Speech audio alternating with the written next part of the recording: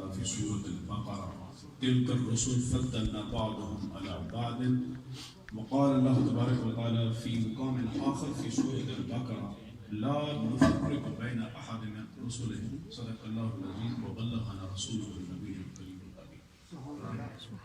حسن یوسف دم عیسیٰ جدے بیزاداری آنچ خدا ہمارا تنہا داری.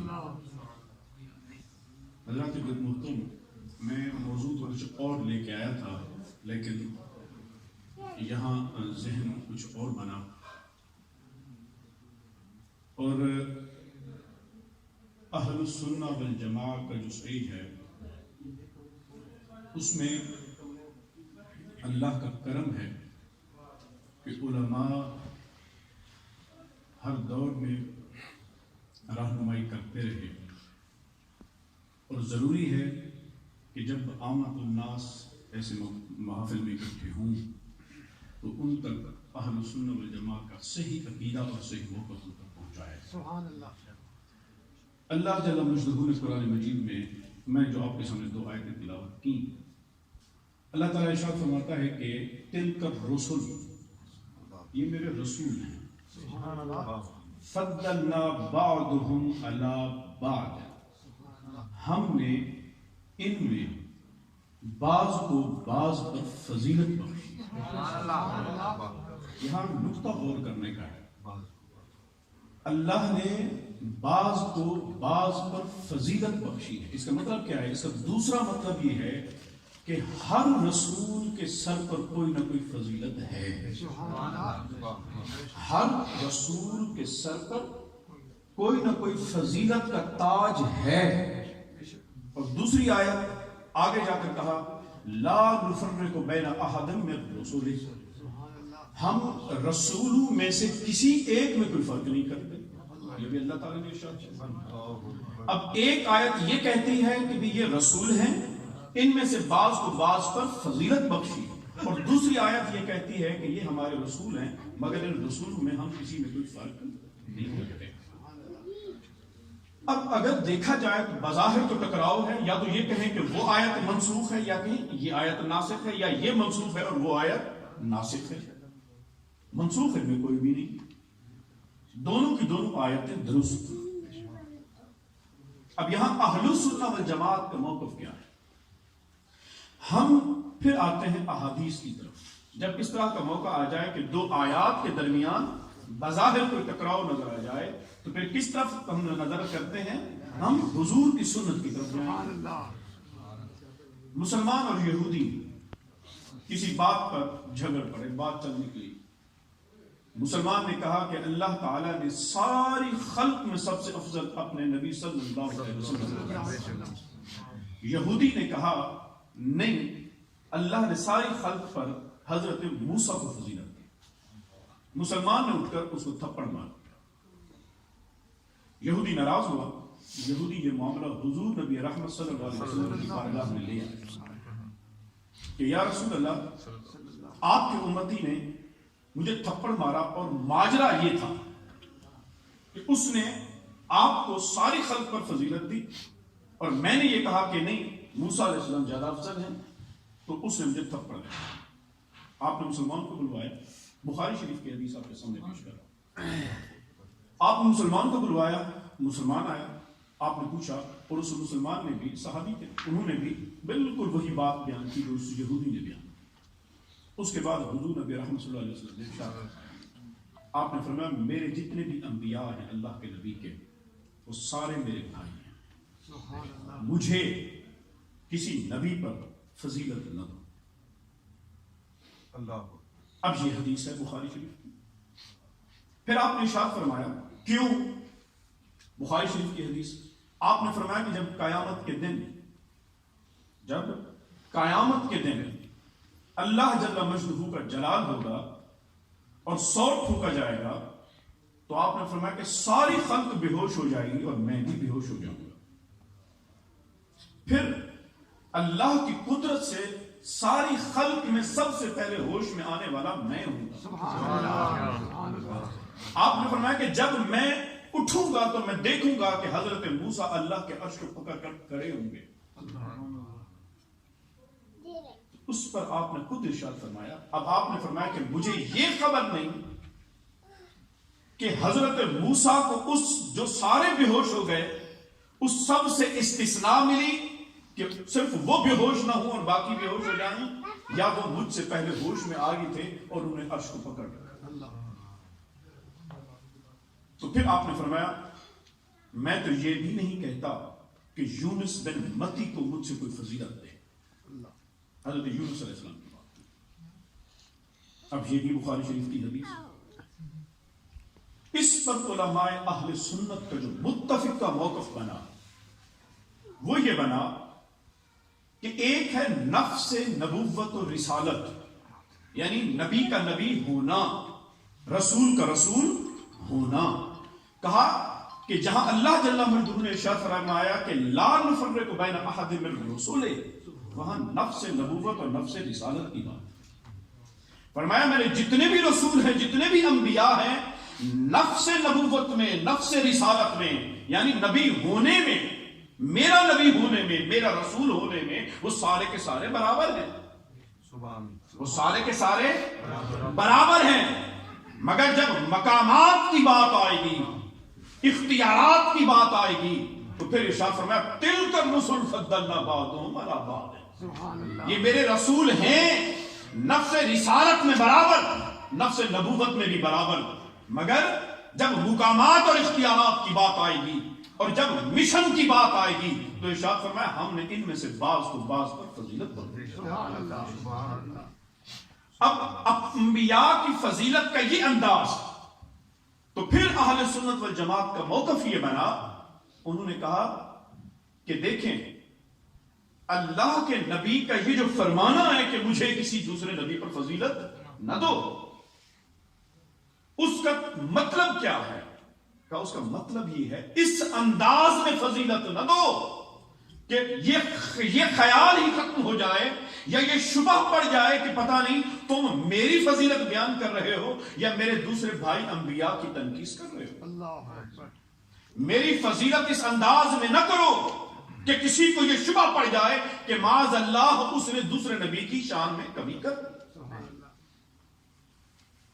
اسی طرح اللہ جل مجدہ کی توحید کا بیان،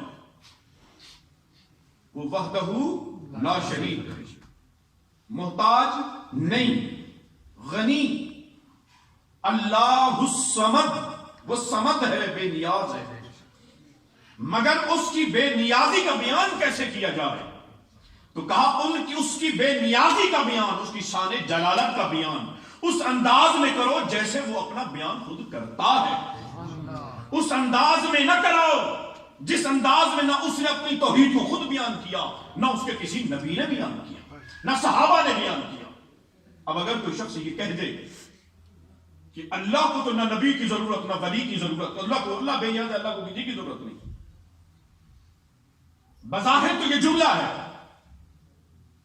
بظاہر تو یہ جملہ ہے، معنی بھی ٹھیک ہے، اللہ بے نیاز ہے، مگر اللہ نے کہیں اپنی شان بے نیازی کو اس انداز میں بیان کیا کہ مجھے کسی نبی کی ضرورت نہیں، مجھے کسی ولی کی ضرورت نہیں. وہ تو خود کہتا ہے الا ان اولیاء اللہ لا خوف علیہم ولا هم یحزنون. وہ تو اپنے اولیاء کی شان بیان کرتا ہے. اس نے تو کہیں اپنی وحدت کا چرچا اس انداز میں نہیں کیا کہ سننے والے کو یہ خبر ہی نہ ہو کہ خبر نہیں یہ توحید کی شان بیان ہو رہی ہے یا ولیوں کی تنقیص ہو رہی ہے. اس نے انبیاء بھیجے، فرمایا میں نے ان کو فضیلتیں بخشی. وَاذْكُرْ فِي الْكِتَابِ إِبْرَاهِيمَ إِنَّهُ كَانَ صِدِّيقًا نَبِيًّا. میری کتاب میں میرے ابراہیم کا ذکر کر کہ میرا سچا نبی ہے. وَاذْكُرْ فِي الْكِتَابِ إِدْرِيسَ إِنَّهُ كَانَ صِدِّيقًا نَبِيًّا وَرَفَعْنَاهُ مَكَانًا عَلِيًّا. میری کتاب میں میرے ادریس کا ذکر کر کے میرا سچا نبی ہے، ہم نے ان کے درجات کو بلند کر دیا. وَاذْكُرْ فِي الْكِتَابِ إِسْمَاعِيلَ إِنَّهُ كَانَ صَادِقَ الْوَعْدِ وَكَانَ رَسُولًا نَبِيًّا. میری کتاب میں میرے اسماعیل کا ذکر کر کہ اس وعدے کا سچا اور میرا پیارا رسول، میرا سچا رسول. وَاذْكُرْ فِي الْكِتَابِ مُوسَىٰ إِنَّهُ كَانَ مُخْلَصًا وَكَانَ رَسُولًا نَبِيًّا. میری کتاب میں میرے موسیٰ کا ذکر کر، میرا مخلص تھا میرا رسول، میرا نبی. اور جب بات آئی اپنے محبوب کریم کی تو سورت انبیاء کا اختتام کیا یہ کہہ کر وما ارسلناک الا رحمۃ للعالمین. محبوب ہم نے تو آپ کو ساری کائنات کے لیے رحمت بنا کے بھیجا. فضائل کے یہ انداز کہ جہاں اپنے محبوب کی فضیلت کا بیان دیا جائے اور تمام انبیاء پر اللہ اپنے محبوب کی فضیلت کا بیان بھی دے دے اور مگر کسی اور نبی کی شان میں کمی بھی نہ آئے. اہل سنت والجماعت کا انداز یہ ہے کہ اللہ کی توحید کا بیان کرو مگر انداز یہ نہ بنے کہ معاذ اللہ کسی نبی کی تنقید ہو جائے یا معاذ اللہ اللہ کے کسی ولی کی تنقید ہو جائے. معاشرے میں لوگ کہتے نظر آتے ہیں اللہ بے نیاز. تم جو کہتے ہو غوث اعظم غوث اعظم، بھئی غوث سب سے بڑا اللہ ہے. بھئی پھر تیری ذہنیت میں انا للہ و انا الیہ راجعون کے سوا کچھ نہیں کہا جا سکتا. تیری ذہنیت میں انا للہ و انا الیہ راجعون. بھئی جب ہم نے کہا حضرت سیدنا غوث اعظم، تیرے ذہن میں یہ فطور آیا کیسے معاذ اللہ کہ ان کا تقابل تو نے اللہ کے ساتھ کر دیا؟ اللہ کا تو تقابل ہے ہی نہیں، وہ تو خالق ہے وحدہ لا شریک ہے. جس کے ذہن میں تقابل آ رہا ہے فطور اس کے ذہن میں ہے، فطور اس کے ذہن میں ہے. جب کہا جائے کہ سیدنا غوث اعظم تو مراد خلق کی ہو رہی ہے اور خلق میں بھی امت مصطفیٰ کی ہو رہی ہے. وہاں جب بات آ جائے کہ اللہ کے نبی صلی اللہ علیہ وسلم کی شان بیان کرو، جی تم حضور کی شانیں اتنی بڑھا دیتے ہو کہ معاذ اللہ اللہ کے ساتھ شریک ہو جاؤ. ہم کہتے ہیں خدا کا خوف کرو، تم کہتے ہو حد سے بڑھا دیتے ہو. ہم کہتے ہیں اللہ کے نبی کی تعریف کی حد تم بتا دو، سنی اس حد سے نکل جائے مر جائے. اللہ کے نبی کی حد تم ناقص لوگ ناقص پیمانوں پہ باندھو گے کیا جب وہ خود خالق کائنات کہتا ہے وَلَلْآخِرَةُ خَيْرٌ لَكَ مِنَ الْأُولَىٰ، کہ محبوب آپ کا ہر آنے والا لمحہ گزرے ہوئے لمحے سے بہتر ہو. یہ کائنات ختم ہو جائے گی، یہ وقت ختم ہو جائے گا، مگر اللہ کے علم میں ہر آنے والے لمحے پر ہر آنے والا لمحہ اللہ کے محبوب کی عزتوں میں عظمتوں میں رفعتوں میں اضافہ ہوتا جائے گا. تم کہاں ہو ناقص لوگ کامل کے پیمانے کو ناپنے والے. اس لیے حضرت اہل سنت کا عقیدہ بتا رہا ہوں. صاحب بحر المحیط وہ کہتے ہیں قطرے کو سمندر سے کوئی نہ کوئی نسبت ہے، قطرے کو سمندر سے کوئی نہ کوئی نسبت ہے کیونکہ قطرہ سمندر کا حصہ ہے. کوئی نہ کوئی ہوگی میتھمیٹکس نکال کے لے آئے گی، نینو تک جائے کہیں تک جائے، سمندر کا حصہ ہے، نسبت ہے. صاحب بحر المحیط کہتے ہیں ہم تو نبی کی یہ نسبت اللہ کے ساتھ یہ بھی نہیں مانتے. ہم تو اتنی نسبت بھی نبی کی خدا کے ساتھ نہیں مانتے، اس لیے کہ وہ لم یلد ولم یولد ہے، وہ وحدہ لا شریک ہے، نہ اسے کسی نے جنا نہ اس نے کسی کو جنا. کوئی بھی شخص، کوئی بھی امتی، کوئی بھی فرد خلق کا اس کا حصہ نہیں ہے. سب کچھ جو ہے وہ اس کے امر کن سے ہے. جب وہ ارادہ کرتا ہے کہ ہو جا تو وہ کہتا ہے ہو جا اور وہ ہو جاتا ہے. تو اس لیے جب اللہ کے نبی کی فضیلت کا بیان آئے تو اس کا مطلب یہ ہے یہ عالم خلق کی بات ہو رہی. حضور اتنے عظیم، حضور اتنے فضیلت والے، دل کھلتا جائے. حضور کی شان بیان ہوں تو دل کھلتا جائے. یہ بندہ مومن کی علامت ہے. میں مثال دیتا ہوں. دو طالب علم دونوں کے درمیان مقابلہ ہو، ایک ہر مقابلے پر پوزیشن لے جائے اور دوسرا اس سے ہار جائے تو دوسرے کے اندر دل میں کوئی حسد کی کیفیت پیدا ہو جائے اور کہیں وہ بیٹھا ہو اور اس دوست کی کوئی تعریف کرنا شروع کر دیں تو آگے سے وہ کہے گا ہاں جی وہ ٹیوشن بھی تو پڑھتا ہے جی، دوسرے استادوں سے بھی تو پڑھتا ہے جی. وہ یہ بات کیوں کرتا ہے؟ اصل میں اس کے دل میں اس کے خلاف حسد ہے. وہ دل ماننا نہیں چاہتا کہ اس کے فرسٹ آنے میں اس کا اپنا کردار کوئی نہیں، اس کی اپنی خوبی کوئی نہیں، ساری خوبیاں اس میں کسی اور کی وجہ سے پڑ رہی. یہ اندر کا حسد ہے جو اسے یہ قبول نہیں کرنے دیتا. اس لیے میں عموماً اپنے دوستوں سے کہتا ہوں کہ جس محفل میں ہو اور یہ پہچاننا چاہو کہ یہ منافق ہے کہ یہ مومن ہے، اس کے دل میں اللہ کے محبوب کی محبت ہے یا نفاق سے بھرا ہے، تو وہاں اللہ کے محبوب کی شان بیان کرنا شروع کر، یہ کہنا شروع کر دو کہ حضور جس گلی سے گزرتے وہاں سے خوشبو کے ہلے ہو جاتے۔ صحابہ کہتے کہ ہم نے حضور کو تلاشنا ہوتا تو ہم گلیوں میں حضور کی خوشبو کا پیچھا کرتے کہ آمنہ کا لال یہاں سے گزرے گا۔ آپ کے جسم اطہر کو دیکھتے تو جسم اطہر پہ مکھی نہ بیٹھتی، کھارے کنویں میں لعاب دہن نبوت آپ ڈال دیں تو وہ کھارے کنویں میٹھے ہو جائیں۔ آپ جس پتھر کی وادی سے گزریں اور پتھر آپ پر درود پڑھیں اور آپ فرمائیں کہ یہ درود پڑھتے ہیں اور میں ان کے درودوں کو سنتا ہوں، یہ فضیلتیں بیان کر دو۔ ہاں اگر مومن ہوگا تو اس کا چہرہ کھل جائے گا، تو سبحان اللہ کی صدائیں دے گا، اور کہ جس کے دل میں کچھ خلش ہوگی، جس کے دل میں مرض ہوگا، وہ فوراً یہی بولے گا جی جی یہ ساری شانیں تو اللہ نے دی، وہ یہ جملہ بولے گا، وہ یہ جملہ بولے گا جی یہ ساری شانیں تو اللہ نے دی ہیں۔ بدبخت ہم نے کب کہا کہ یہ ساری شانیں اللہ نے نہیں دی؟ یہ ساری شانیں اللہ نے نہیں دی، ہم نے کب کہا؟ مگر تیرے اندر کا جو مرض ہے، تیرے اندر کے دل کا جو نفاق ہے، وہ تجھے یہ گوارا کرنے نہیں دے رہا کہ آمنہ کے لال کی تعریف ہو کیوں نہیں۔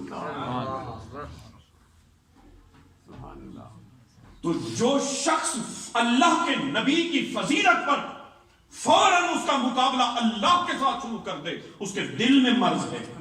فضیلتیں بیان کرنے والے کے بیان میں کوئی مسئلہ نہیں، اس کے بیان میں کوئی مسئلہ نہیں، مسئلہ کہاں پہ ہے؟ مسئلہ اس کے دل میں ہے جو وہ فوراً تقابل پیدا کرتا ہے۔ تو اس لیے یہ تقابل تو ہے ہی نہیں، کہاں وہ خالق اور کہاں یہ مخلوق، وہ یکتا، وہ وحدہ لا شریک، مگر اس کی وحدہ لا شریک کا بیان اس انداز میں کیجئے جس میں اس نے خود اپنی وحدت کو بیان کیا۔ اس نے کہا ہے للہ یسجد ما فی السماوات ومن فی السماوات والارض طوعا وکرہا وظلالہم بالغدو والآصال، للہ یسجد ما فی السماوات وما فی الارض، اللہ ہی کو سجدہ کرتی ہے جو کچھ زمین و آسمان میں۔ آپ جب نماز کے لیے کھڑے ہوتے ہیں تو کیا کہتے ہیں؟ انی وجہت وجہی للذی فطر السماوات والارض، میں رخ کرتا ہوں اس مبارک ذات کی طرف جس نے ساری کائنات کو تخلیق کیا۔ یہ وحدت کا یہ بیان ہے جو اللہ نے بتایا ہے۔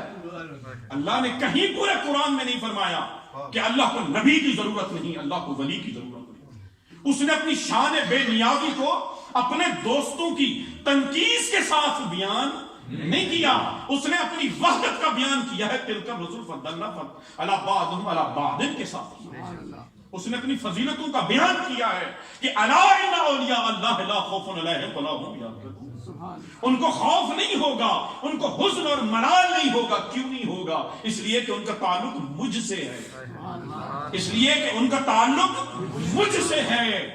اور یہ بیان بھی حقیقت میں اس کی توحید کا بیان ہے۔ آپ فضیلت انبیاء بیان کریں، آپ فضیلت اولیاء بیان کریں، یہ ساری کی ساری فضیلتیں در حقیقت توحید کا شان ہے، یہ توحید کی شان ہے۔ آپ جتنی تعریف کریں گے یہ کس کی تعریف ہے؟ اللہ کی۔ اور اس کا ثبوت کہاں سے ہے؟ آپ کی سورۃ فاتحہ سے ہے۔ الحمدللہ رب العالمین۔ علماء کہتے ہیں یہ الف لام جو حمد کے اوپر ہے یہ استغراق کی ہے۔ استغراق کا مطلب کیا ہے؟ آپ جب بھی اس سورت کا ترجمہ دیکھتے ہیں نا، آپ کیا دیکھتے ہیں کہ تمام تعریفیں، کیا لفظ ہوتا ہے ترجمے میں؟ تمام۔ الحمد میں یہاں پہ تمام کس کا لفظ ہے؟ تمام کا عربی کا لفظ تو ہے کلو، کلو کو تو لفظ ہے نہیں، تو پھر تمام کہاں سے آ گیا؟ علماء نے کہا یہ جو الف لام ہے یہ استغراق کا ہے، جس کا مقام مطلب یہ ہے کہ تمام تعریفیں اب صانع ہے اور مصنوعات ہیں۔ آپ نے مصنوع کی تعریف کر دی تو حقیقت میں آپ نے صانع کی تعریف کر دی۔ آپ نے کہا گھڑی کتنی اچھی ہے، گھڑی بنانے والے کی تعریف۔ کمپیوٹر کتنا کمال کا ہے، کمپیوٹر بنانے والے کی تعریف۔ یہ ساؤنڈ کتنی اچھی ہے، یہ ساؤنڈ دینے والے کی تعریف ہے۔ لہذا اگر ہم نے کہا اللہ کے نبی کی یہ فضیلت یہ فضیلت یہ فضیلت، یہ فضیلت کس کی، یہ شان کس کی؟ یہ اللہ کی شان۔ کہا تم نے کائنات میں جتنی بھی تعریفیں ہو جائیں یہ ساری کی ساری تعریفیں صدقہ اس یکتا۔ اس لیے اہل سنت والجماعت کا موقف یہ ہے کہ شان فضیلت نبی صلی اللہ علیہ وسلم کا بیان ہو تو انداز یہ اپناؤ کہ کسی دوسرے نبی کی شان میں تنقیص نہ ہو۔ اور حضرت مولانا روم نے کیا خوب کہا، حسن یوسف دم عیسیٰ ید بیضداری۔ حسن یوسف کہہ کر حضرت سیدنا یوسف علیہ السلام کے پاکیزہ حسن کی فضیلت کو بیان کیا، دم عیسیٰ کہہ کر کہ وہ چڑیا کی مٹی کی چڑیا بناتے اور یوں پھونک دیتے اور وہ چڑیا بن کر اڑ جاتی۔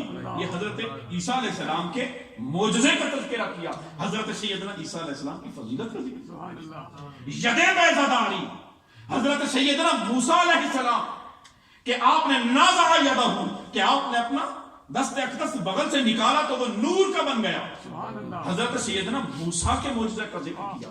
یہ ساری فضیلتوں کا ذکر کر کے کیا کہا، آنچ خوباں ہما دارند تو تنہا دارند۔ یا رسول اللہ وہ ساری فضیلتیں اپنی اپنی جگہ پر ہر ایک کے پاس تھیں، مگر اللہ نے ساری فضیلتوں کو آپ میں جمع کر دی۔ اپنے محبوب کی تعریف بھی ہو گئی اور کسی دوسرے نبی کی تنقیص بھی نہیں ہوئی۔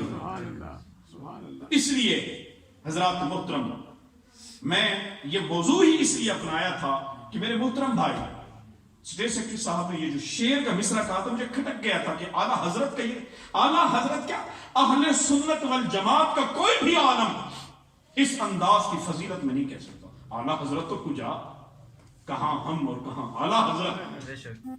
اس لیے یہ شعر معذرت کے ساتھ آپ کہیں دوبارہ نہ کیجیے گا، وہ جو یہ شرف حاصل کہاں موسیٰ و یعقوب کو معاذ اللہ استغفر اللہ، یہ شعر نہ کہیے، اس کا نیگیٹو سینس ہے، یہ نیگیٹو سینس ہے، نہیں سمجھنے نہیں۔ دیکھیں زو معنی الفاظ شان انبیاء میں ممنوع ہیں۔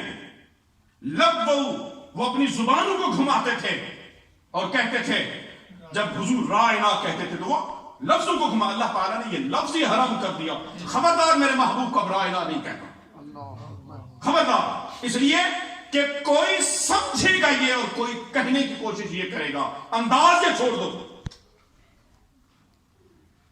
شرف حضرت سیدنا موسیٰ کا بھی ہے، شرف حضرت سیدنا یعقوب کا بھی ہے۔ آپ اس چیز کو چھوڑ دیں، یہ تقابل چھوڑ دیں۔ تلک الرسل فضلنا بعضهم على بعض، جو حضرت سیدنا موسیٰ کا شرف ہے وہ ان کا ہے، جو حضرت سیدنا یعقوب کا شرف ہے وہ ان کا ہے، اور جو حضور کا شرف ہے وہ حضور کا ہے۔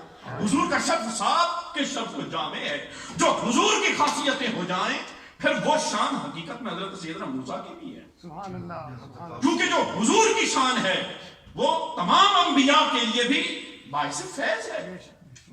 انداز یہ نہ اپنائیں کہ پھر حضور نے ایسے تو نہیں فرمایا کہ جب اہل سنت والجماعت نے یہ بات کہہ دی علماء نے کہ جب حضور نے فرمایا کہ مجھے میرے دیگر انبیاء بھائیوں پہ فضیلت نہ دو، اس سے مراد کیا ہے؟ مراد یہ ہے انداز یہ نہ اپناؤ کہ خبر یہ نہ ہو کہ اس نبی کی شان میں کمی ہو رہی ہے یا میری شان کا بیان ہو رہا ہے۔ اور اس کے لیے خوبصورت کلام میں نے اسی لیے یہ شعر پڑھا تھا حضرت مولانا جامی رحمۃ اللہ کہ بھی حسن یوسف دم عیسیٰ ید بیضداری، آنچ خوباں ہما دارند تو تنہا دارند۔ یہاں کسی کے شرف کو کوئی تانا نہیں پڑا، یہاں کسی کو یہ نہیں کہا گیا کہ معاذ اللہ یہ فضیلت آپ کی نہیں ہے۔ اس لیے اہل السنہ والجماعت کا عقیدہ یہ ہے کہ اللہ کے نبی کی فضیلت بیان کریں مگر انداز یہ نہ اپنائیں کہ حضور کے قلب اطہر کو تکلیف ہو جائے کہ میرے دوسرے انبیاء بھائیوں کے ساتھ کیا انداز ہوتا ہے۔ اللہ کی توحید کا بیان یہ نہ اپنائیں کہ اللہ کے توحید کا بیان ہو رہا ہے یا کسی نبی یا ولی کی تنقیص ہو رہی ہے۔ اور جہاں حضور کی فضیلت کا تذکرہ آ جائے تو اللہ تعالیٰ کا قرآن نے خود کہا واللہ ورسولہ احق ان یرضوہ، اللہ اور اس کا رسول اس بات کا حقدار ہیں کہ اسے راضی کیا جائے. سوال تو یہ تھا کہ پہلے ذکر ہے اللہ کا، رسول کا. اللہ ایک، رسول دوسرے، یہ دو ذاتیں ہو جاتی ہیں. اب قاعدہ یہ کہتا ہے کہ آگے جو کہا جائے واللہ ورسولہ احق ان یرضوہما، کہو ہونا چاہیے تھا یرضوہما کہ انہیں راضی کیا جائے، مگر اللہ نے تو ہما تو کہا ہی. اللہ نے ایک ہی بات کی کہ ہو اسے راضی کرو. اب اللہ مالک یہ بتا کہ اس ہو سے مراد ہم تجھے لیں یا تیرے حبیب کو لیں، کیونکہ ہو میں ہے تو ایک. اللہ تعالیٰ بتا فرما کیا رہا ہے زبان حال سے، کہا نادانوں سمجھانے کی یہی کوشش کر رہا ہوں کہ مجھے میرے محبوب سے حکمن الگ کرنے والوں، دیکھو ہم ذاتیں جدا ہیں مگر حکمن ایک. میرا کہنا، میرے مصطفیٰ کا کہنا، وما ينطق عن الهوى ان هو الا وحی یوحی، میرا محبوب اپنی زبان حق ترجمان سے جو فرما دیتا ہے وہ میری کی طرف سے. میرے محبوب کا کہنا میرا کہنا، میرے محبوب کا فرمانا میرا فرمانا. میرے محبوب کو راضی کر دیا تو تم نے مجھے راضی کر دیا، میرے مصطفیٰ کو ناراض کر دیا تم نے مجھے ناراض کر دیا. ایسے نہیں اعلیٰ حضرت کہتے بخدا خدا کا یہی ہے در، نہیں اور کوئی مفر مکر، جو وہاں ہو یہیں آ کے ہو، جو یہاں نہیں وہ وہاں نہیں. جو اللہ سے تعلق جوڑنا چاہے در مصطفیٰ سے ہٹ کے جائے گا تو مارا مارا پھرے گا، اللہ نہیں ملے گا. اللہ نہیں ملے گا. اللہ تک پہنچنا ہے تو کائنات میں ایک ہی در ہے اور وہ در مصطفیٰ ہے. یا ایھا الذین آمنوا، اے ایمان والو کہہ کر اللہ تعالیٰ نے خطاب کیا. پھر یہ پوری سورۃ حجرات لا ترفعوا اصواتکم فوق صوت النبی. پھر اس کے بعد آگے کہ تمہیں یہ ہے نا کہ تم جانوں پہ ظلم کر بیٹھو، وَلَوْ أَنَّهُمْ ظَلَمُوا أَنفُسَهُمْ جَاءُوكَ. محبوب جب یہ اپنی جانوں پہ ظلم کر بیٹھیں اور اللہ کی بخشش چاہیں تو مولا کہاں جائیں؟ کہا کہیں مارے مارے نہ پھریں. جاؤک، محبوب آپ کے پاس آ جائیں، آپ کے در پہ حاضر ہو جائیں. اچھا مولا اللہ کہ تیرے محبوب کے در پہ آ گئے، کیا بخشش ہو گئی؟ کہا کہ نہیں، ابھی بھی بخشش نہیں ہوئی، صرف آنے سے بھی بخشش نہیں ہوگی. کیا ہوگا؟ فرمایا فاستغفر اللہ، محبوب تیرے در پہ آ کے اللہ کی طلب، اللہ کی مغفرت کی بھیک مانگے. آپ کے در پہ آ کر اللہ کی مغفرت کی بھیک مانگے. اچھا مولا مانگ لی، آپ کے در پہ آ گئے، مانگ لی، کیا اب بھی بخش دو گے؟ کہا کہ نہیں، ابھی بھی بخشش نہیں. مولا پھر بخشش کب ہوگی؟ کہا واستغفر لهم الرسول. محبوب اگر آپ نے دست اقدس اٹھا دیے کہ مولا اسے بخش دے تو فرمایا اللہ وَيَرْضُ اللَّهَ تَوَّابًا رَحِيمًا، وہ تو صرف بخشش مانگنے آیا تھا. محبوب آپ کے دست اقدس کے صدقے میں توبہ بھی قبول کروں گا، رحمتیں بھی دوں گا. وہ تو صرف بخشش مانگنے آیا تھا، آپ کے دست اقدس کے تو میں تو رحمتیں بھی لائے تھے.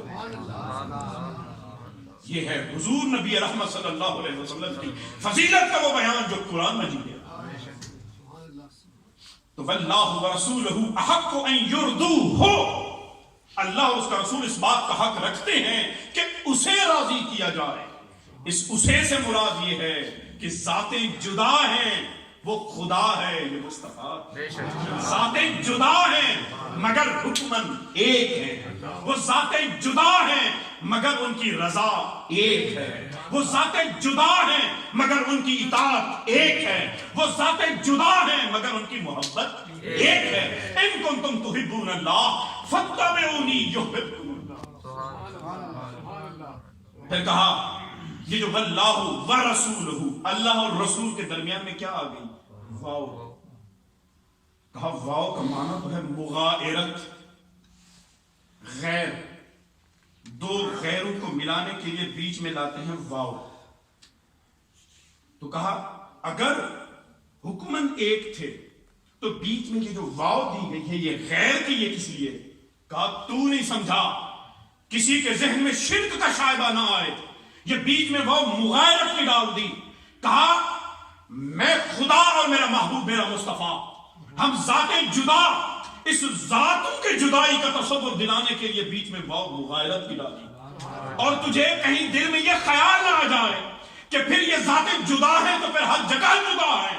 اس تیرے ذہن کے فطور کرنے کے لیے کہا احق ان یردو ہو، خبردار وہ ذات جدا ہے مگر ان کی رضا ایک ہے، ان کی رضا ایک ہے۔ کہا اگر یہ مغایرت ہے، اگر یہ مغایرت ہے تو پھر یہ لا الہ الا اللہ محمد الرسول اللہ میں کہاں گئی؟ تم کہتے ہو جو دامن اسلام میں آنا چاہتا ہے وہ کیا پڑھے؟ لا الہ الا اللہ محمد الرسول اللہ، لا الہ الا اللہ ایک جملہ، محمد الرسول اللہ دوسرا جملہ، دو الگ جملے۔ تمہارا عربی کا قاعدہ تو یہ کہتا ہے دو جملوں کو ملایا جائے تو بیچ میں واو کو لے آؤ۔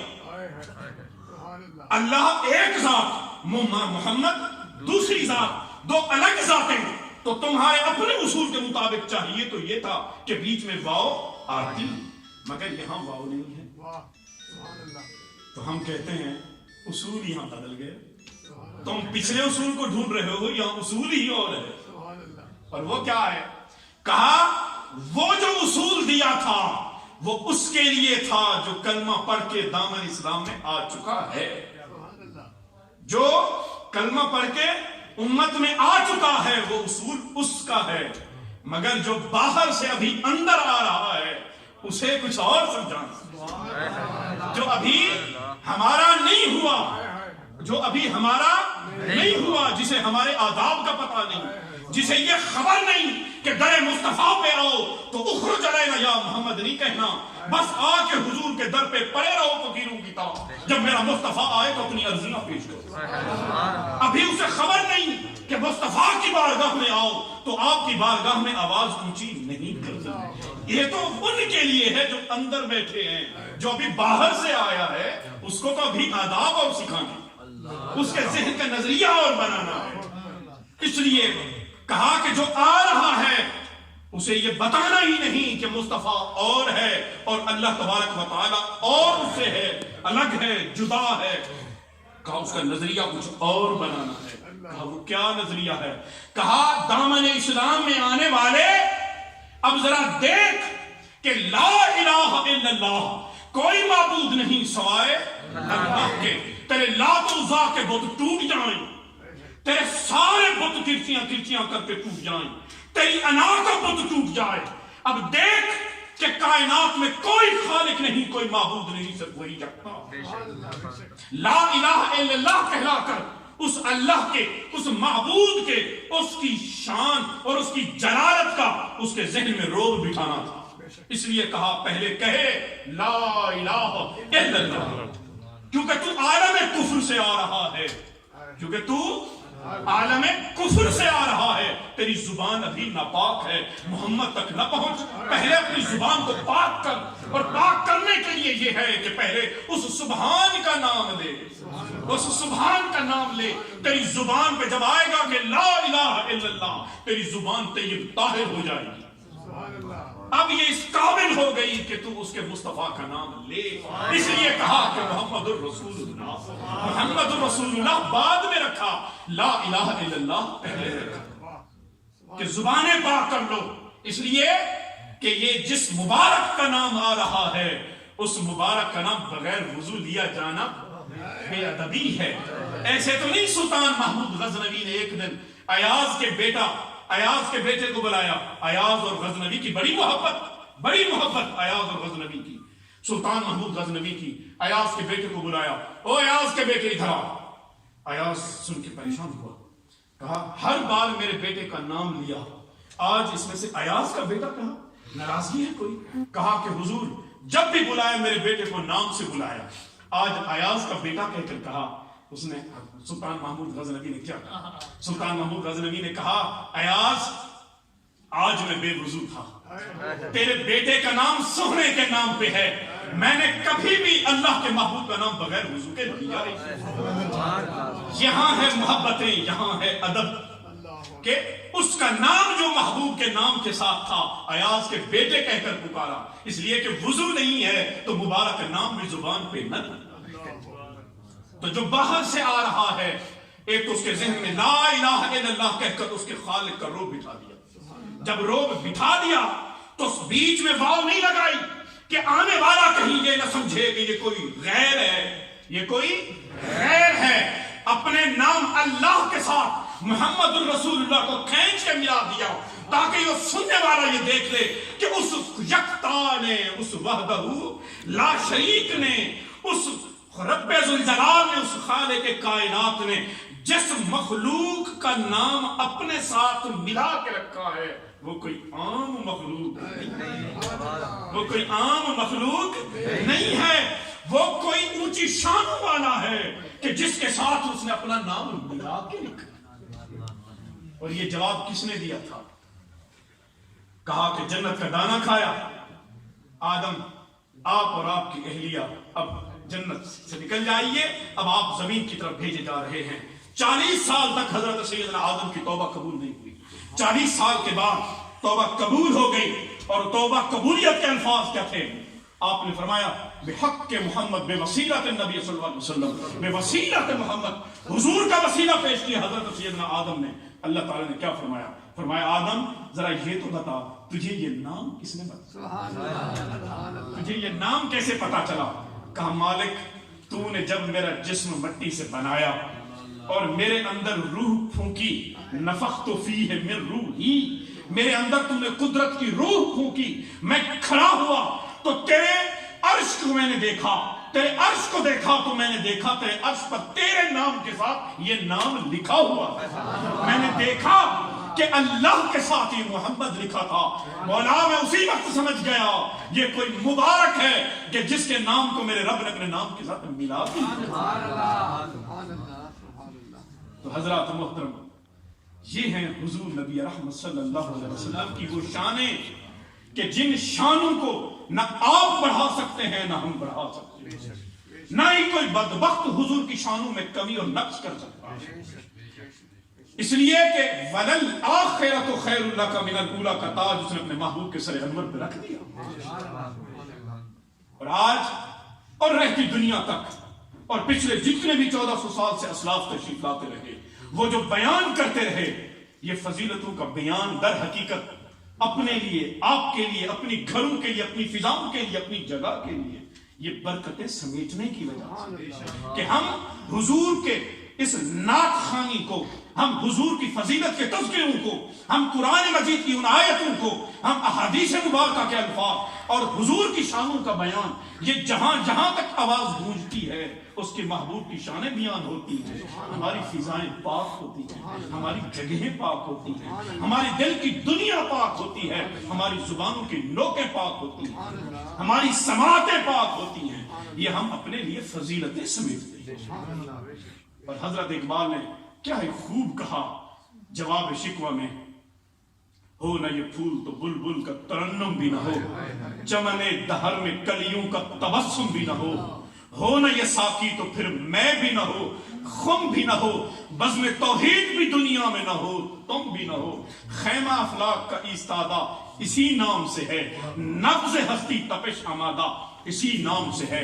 اور کیا کمال کہی یہ بات کہہ کر کہ لوح بھی تو، قلم بھی تو، تیرا وجود الکتاب، گنبد آبگین رنگ تیرے محیط میں حباب۔ اور جواب شکوہ یہ ختم کیا یہ کہہ کر کہ کی محمد سے وفا تو نے تو ہم تیرے ہیں، یہ جہاں چیز ہے کیا، لوح قلم تیرے ہیں، وما علیہ